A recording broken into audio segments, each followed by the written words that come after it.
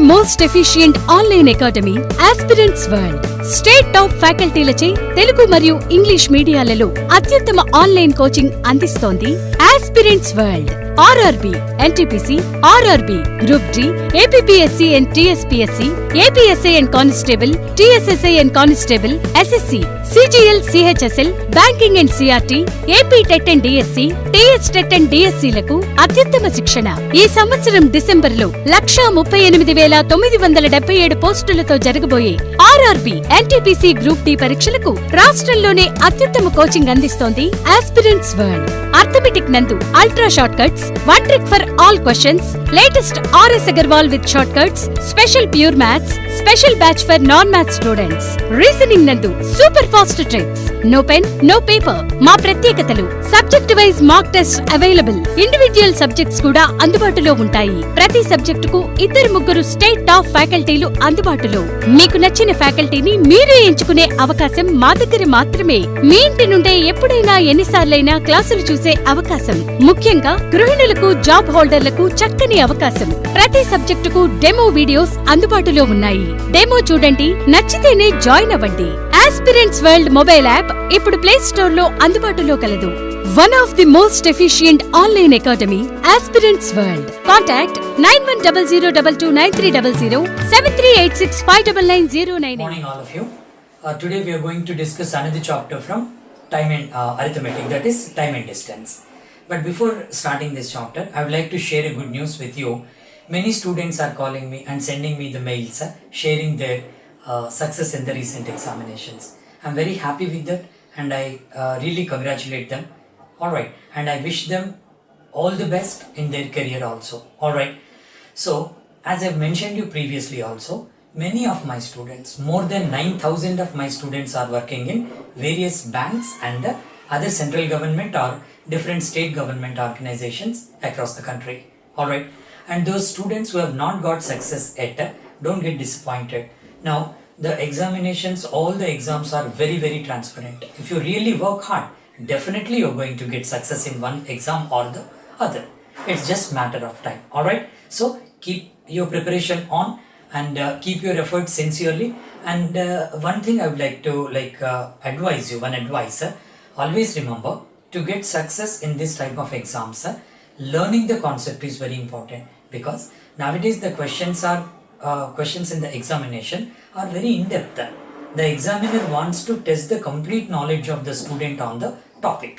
So for that reason, learning 1 or 2 shortcuts or some shortcuts may not fetch you right result in the examination. Alright, so now try to learn the concept first. After that, implementation, application should be done.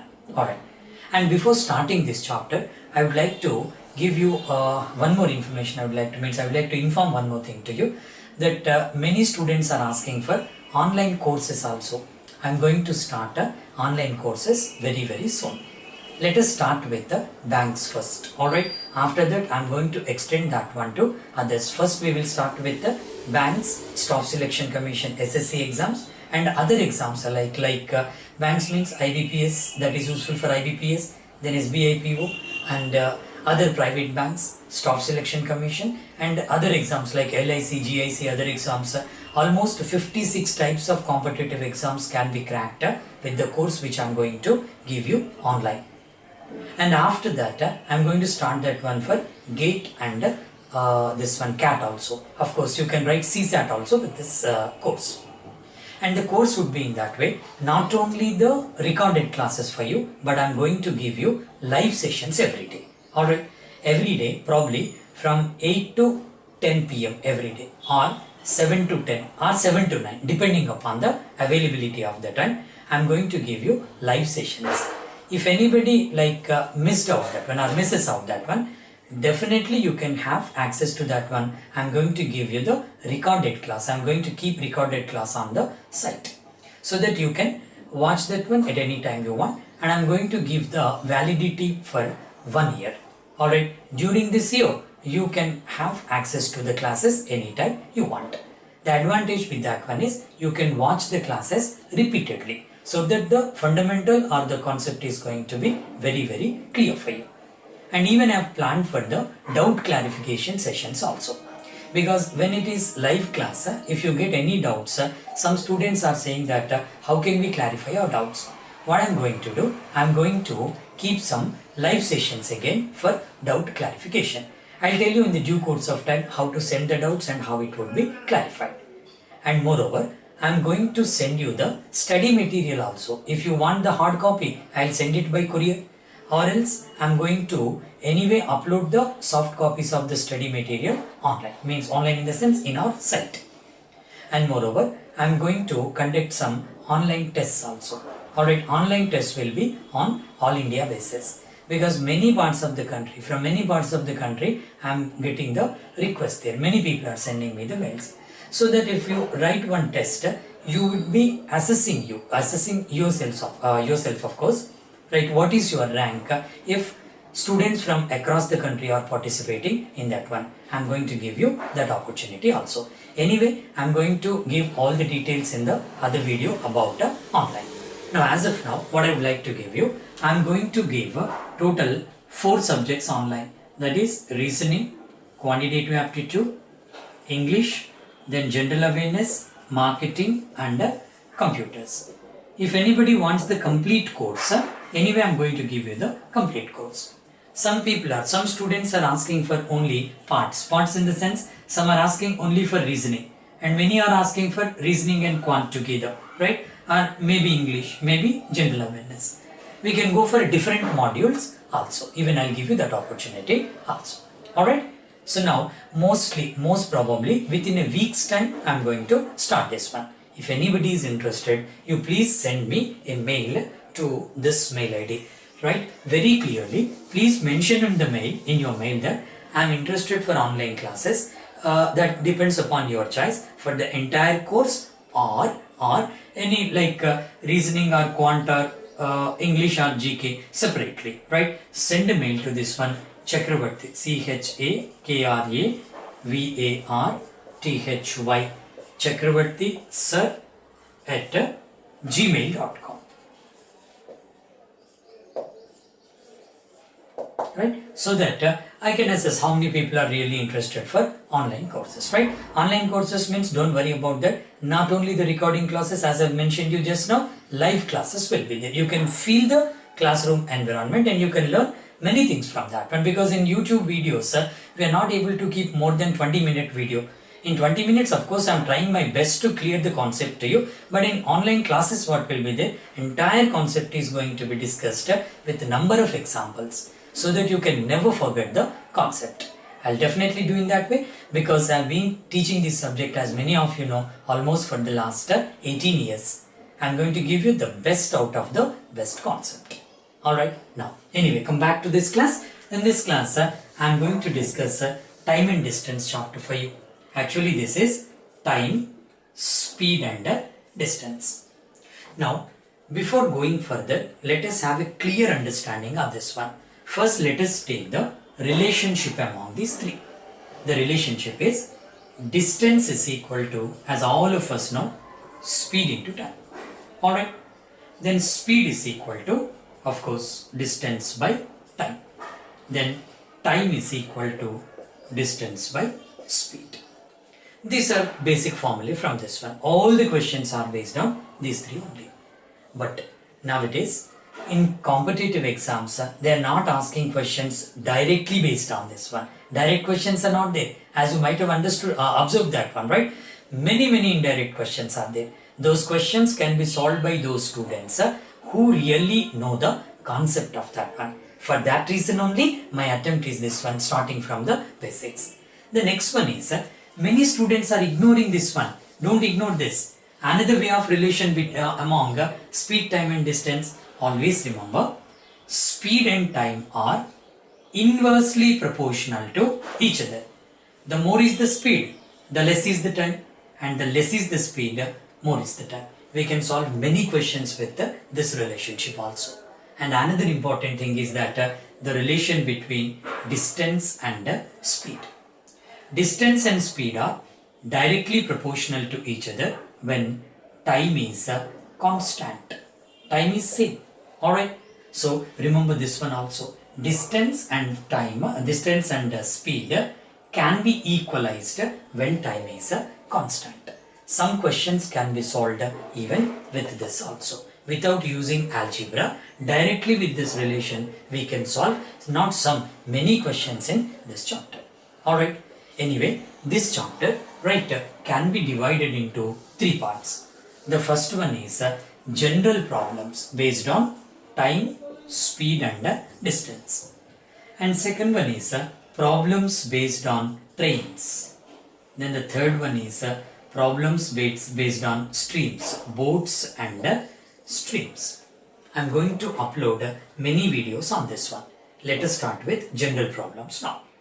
To go for general problems, apart from the relationship among speed, distance and time, another important one or two concepts are there. So very important of those are, the first one is average speed, very important. Other one is relative speed. This is also important. Let us have a detailed discussion of average speed and relative speed. Average speed is nothing but average speed is equal to total distance travelled divided by total time taken for this one. You can calculate average speed by dividing total distance with the total time taken for that.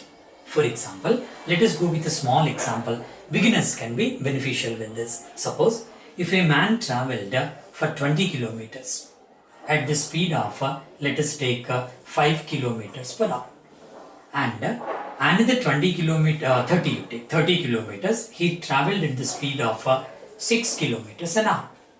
What is the average speed for this journey? Average speed is nothing but total distance travelled 50 by total time taken for this one. Now total time taken for this one is, time taken in this case is distance by speed, 20 by 5, that is 4 hours. Now time taken in this case 30 kilometers at the rate of 6 kilometers per hour, it is 5 hours. So now total time taken for this one is 9 hours. Total distance by total time will give me the answer.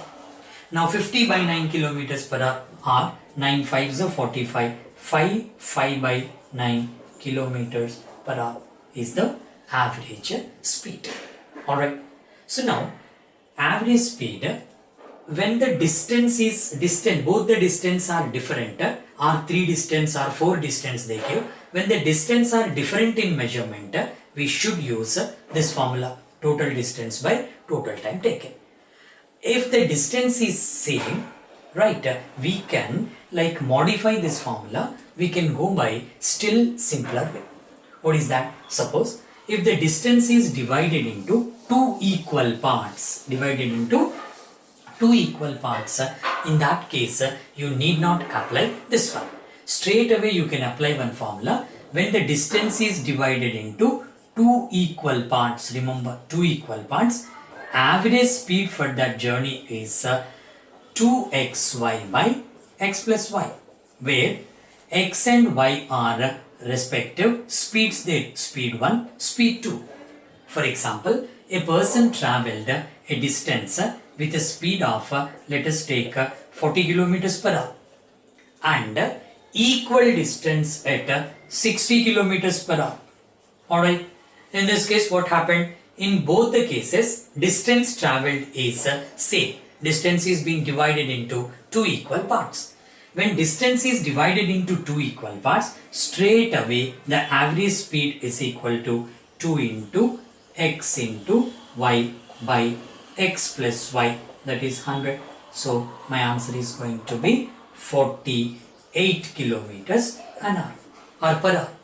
So how easy this one? Alright, whenever the distance is divided into two parts, apply the direct formula. It's going to be really useful for you for many questions in the exam.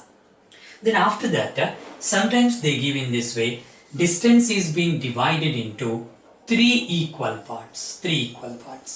They may say in this way, 1/3 of the journey is being completed with some 40 kilometers per hour.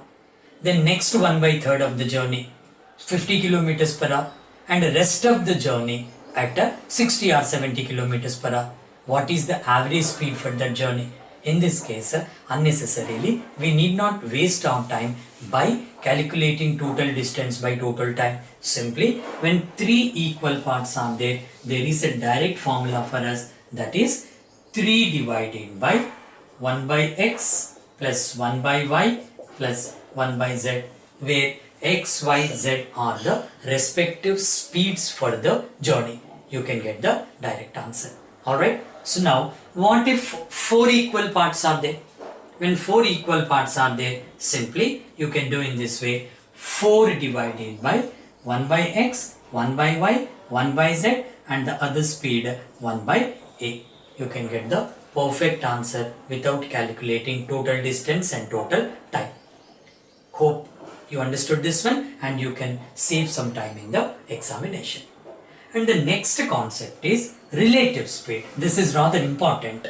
Many questions can be solved with the relative speed concept. Now, relative speed is nothing but, I just give you with the help of one example. Relative speed can be taken in two cases. When the objects are in the opposite direction, traveling in the opposite direction, then objects are traveling in the same direction. When the objects are traveling in the opposite direction, to get the relative speed, you need to add the speeds. When the objects are moving in the same direction, you need to take the difference in the speeds. For example, let us take in this way: two trains are traveling from A. One train is traveling from A to B. Alright, and other train is traveling from B to A. If one train is traveling at the average speed of 100 kilometers per hour, other one is traveling at 120 kilometers per hour. What is the relative speed now? Since both are coming towards each other, let us imagine that both started at the same time.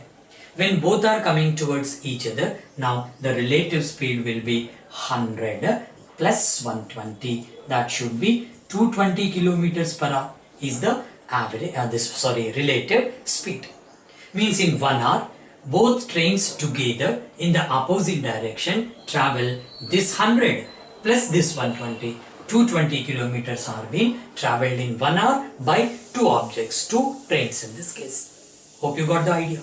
Suppose if it is in the other way, if both are travelling in the same direction, for example, you take in this way: this is station A. Two trains started at the same time from this station. This is train A travelling at the rate of 100 kilometers per hour, and a train B 120 kilometers per hour. Both started at the same time. What's the meaning of this one? In 1 hour, this train can travel for 100 kilometers. This train can travel for 120 kilometers per hour, provided the trains are not stopped anywhere in between. Alright. So then what happens then? After 1 hour, how many kilometers these two trains apart when they are going in the same direction? Obviously we can say 20 kilometers apart, because first train is here and second train is here. The difference between these two is 20 kilometers. Alright. This 20 kilometers per hour is called relative speed between these two. Now, so in 1 hour, they are 20 kilometers apart. What is the relative speed in this case? Relative speed in this case is, so let us take this is speed 2 and this is speed 1. In this case, speed 2 minus speed 1. Now it should be 120 minus 100. So that is 20 kilometers per hour should be taken as the relative speed. If we further extend the concept in this way, in low level questions or the basic concept, they give in this way or they ask in this way: one train started from station A at 8 am with the speed of 100 kilometers per hour, and second train followed from station A the train, first train, let us take train 1. Second train travelled first train at 9 am it has started with the speed of 120 kilometers per hour. Now the question is when the second train is going to catch up the first train. Alright, now when would it happen? Simply 8 am to 9 am, 1 hour difference is there. During 1 hour, the first train is going to travel obviously 100 kilometers. Train 1. This train 1 is not stopped. Train 1 is continuously moving. Then after that, train 2 started at 9 am. So already 100 kilometers are being covered by train 1. So now this train 1, 100 kilometers are already being covered. When 100 kilometers are covered by train 1 here, this 100 kilometers should be taken as a lead distance for train 2. So in this transaction, in this traveling, train 2 has to cover this 100 kilometers to catch up train 1. Observe friends, right? Just try to understand the concept. If train 1 is stopped here only, to catch up this one, to catch up the train 1 for train 2, definitely it takes less than 1 hour. But train 1 is not stopped there. Continuously it is moving. For that reason, in 1 hour what happens, since this 100 kilometers are to be covered by train 2 when train 1 is also in movement. In this case, the concept of relative speed comes into picture. Now, relative speed in this case is, relative speed is speed of train 2 minus speed of train 1. Now here, speed of train 2 is 120, speed of train 1 is 100. Means relative speed is 20 kilometers per hour.